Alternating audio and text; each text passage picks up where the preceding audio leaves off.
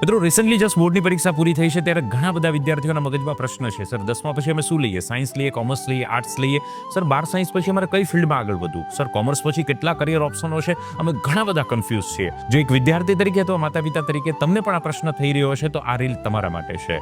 જ્યાં સુધી તમને એરિયા ઓફ ઇન્ટરેસ્ટ, તમારી સ્કિલ, તમારી એબિલિટી ખબર નહીં હોય ત્યાં સુધી કરિયરની પસંદગી થશે નહીં, અને થશે તો કદાચ ખોટી થઈ શકશે. કોઈ રસ્તામાં 5 કિલોમીટરની ભૂલ પડે ને તો આપણે યુટર્ન લઈ શકીએ. કરિયર એક એવી વસ્તુ છે, અહીંયા યુટર્ન લઈ નથી શકતા. આ બધાથી બચવા માટે એક scientific report, career counselling report તમે કરાવી શકો છો. જે રિપોર્ટ તમને 100% ગાઈડ કરશે કે તમારા માટે આ કરિયર ઓપ્શન વધારે સુટેબલ છે અને તમારા સફળ જવાના ચાન્સ આ કરિયરમાં ક્યાંક વધારે પડતા છે. આ કાઉન્સેલિંગ હું પણ તમારી સાથે કરીશ અને મારી સાથે ઘણા મારા સાથી મિત્રો જે એક્સપર્ટ કરિયર કાઉન્સેલર છે એ પણ જોડાવાના છે. તો જો તમે આ કરિયર કાઉન્સેલિંગ રિપોર્ટનો લાભ લેવા ઈચ્છતા હોય તો નીચે રહેલ નંબર પર અત્યારે જ સંપર્ક કરી આપનું કરિયર કાઉન્સેલિંગ રિપોર્ટને કન્ફર્મ કરી શકો છો. આ વાતને આપના મિત્ર સર્કલની સાથે પણ શેર કરજો જેથી કરીને મેક્સિમમ લોકો રાઈટ કરિયર ચૂઝ કરી શકે. પણ આ વાત પર વિચાર જરૂર કરજો.